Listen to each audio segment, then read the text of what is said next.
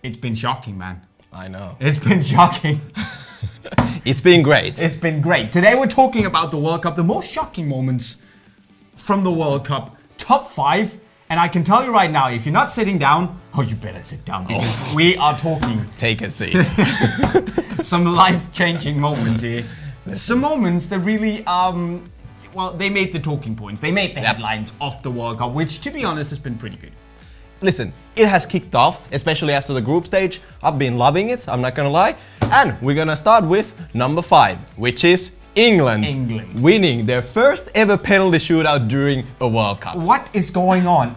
They're basically managed by the guy who missed the vital penalty last time they were in a penalty shootout. Yep. And now they've done it with, you know, like meticulous preparation.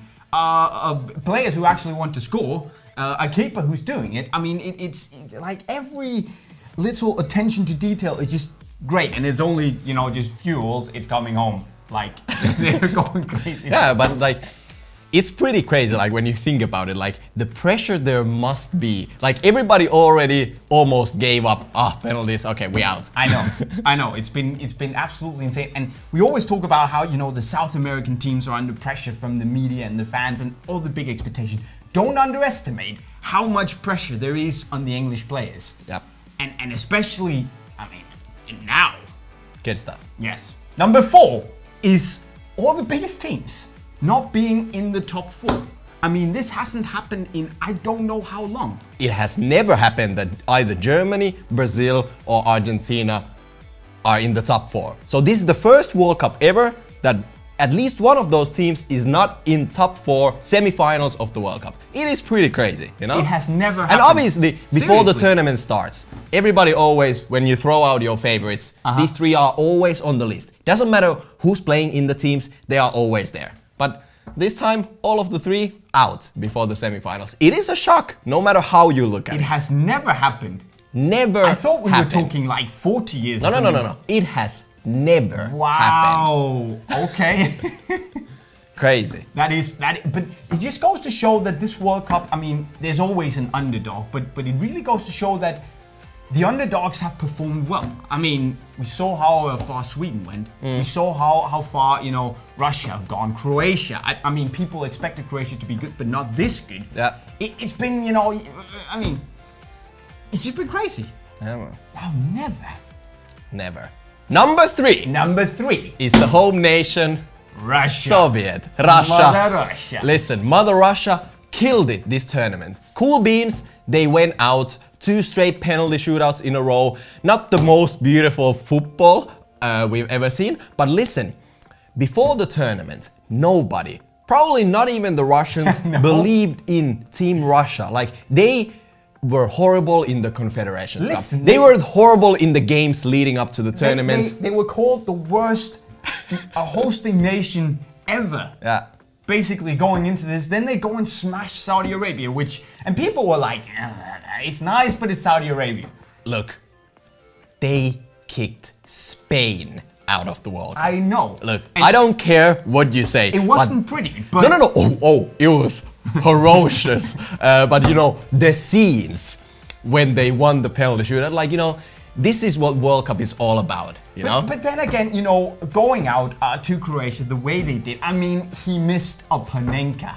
Just, this is where I think, you know, it's a bit of a shame, you know. Fernandes as well, you know, not even hitting the goal. I mean, this is where, you know, the experience comes in. And you can tell that they're an inexperienced team at the real pressure points. But I mean, kudos to them. They've done far better than anyone, even themselves, expected. 100%, you know? Entertainment, drama, and let's be honest, and scenes. And they've been scoring some flipping great goals. Beautiful goals. Absolutely stunning goals, you know? So let's just give a big shout out to Mother Russia, because this has been really, really good. Now, number 2 is something that isn't necessarily good, but just a big surprise to everyone, I think. Yeah. VAR. I mean... Listen, no matter how you look at it, it's been a huge talking point in the tournament. From the first game until the very last. You know, decisions left and right, penalty or no penalty, should it be a card or not, you know, no matter what your stand is, whether you are against VAR or you are pro VAR. By the way, you can watch that discussion if you click the eye on your screen right now. Exactly. No matter what, it's made a huge impact and difference in this tournament. And I mean, we can, let's not go into the discussion again, but it just goes to show that it's a big shock that even with video technology, the refs are still screwing up.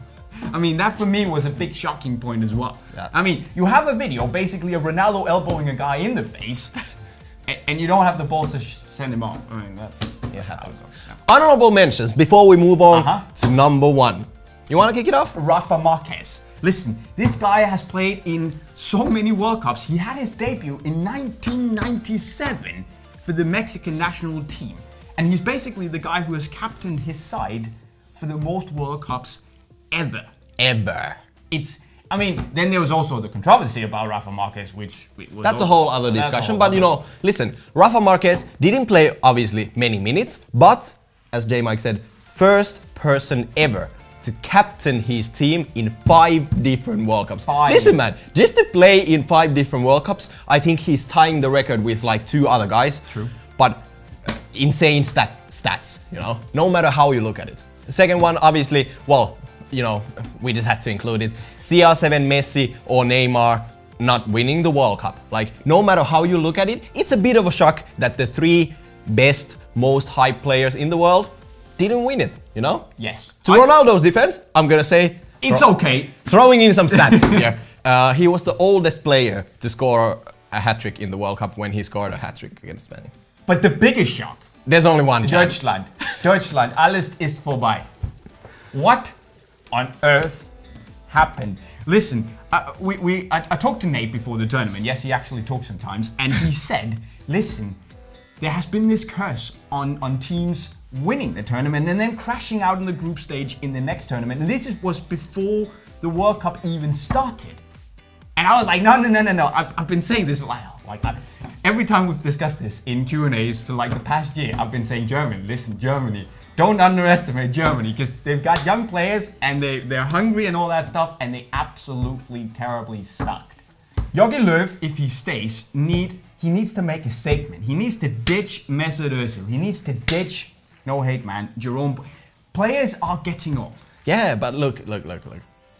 It's insane. The curse, cool beans. But like for Team Germany, I don't think they've ever even not won their first game in the World Cup, like the opening match. Like everything. This is not just like, they, you know, weirdly went out. Like, you know, it was a close one. Like they absolutely sucked. Like, you know, this is historical. Like something just clicked off. And obviously the other teams overperformed. Team Sweden, of course. You know, all this kind of stuff. So, but crazy. I mean, they were only, you know, one stroke of genius from Toni Kroos away from not even winning a match in the group stage. I mean, we were at that point. But it was just, we were talking about... and at that point, everybody thought, okay, they're coming back. Germany is back. But listen, we were talking about before how you know, the German under-21 teams have really kicked ass. But we haven't seen that many of the players from that team actually moving up to the A team,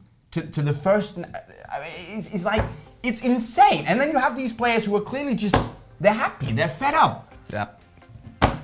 I was in shock. I still am in shock. Crazy. I still want to rep my Germany shirt, though it's beautiful. But come on, man.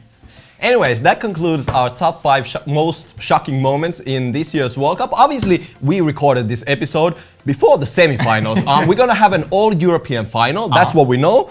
It's gonna be great, but hopefully, you know, we wanted to do this before the biggest games, just to see if we can even make another top 5 about those games. You think there are going to be 5 shocking moments in the... if I clearly hope so. If England win, it's going to be England. It's coming home. Let's see. Who do you reckon is going to win? I'm going to say France, you know. But, you know, I'm in no man's land. No matter who wins, I'm going to be happy. If Belgium wins, Hazard is going to offer us a dinner. Yep. If France wins, cool beans. If England wins, it's coming home. Yes. And if Croatia wins... Madness. Yeah. So, you know, I just want to see, as always, drama, fights, and entertainment.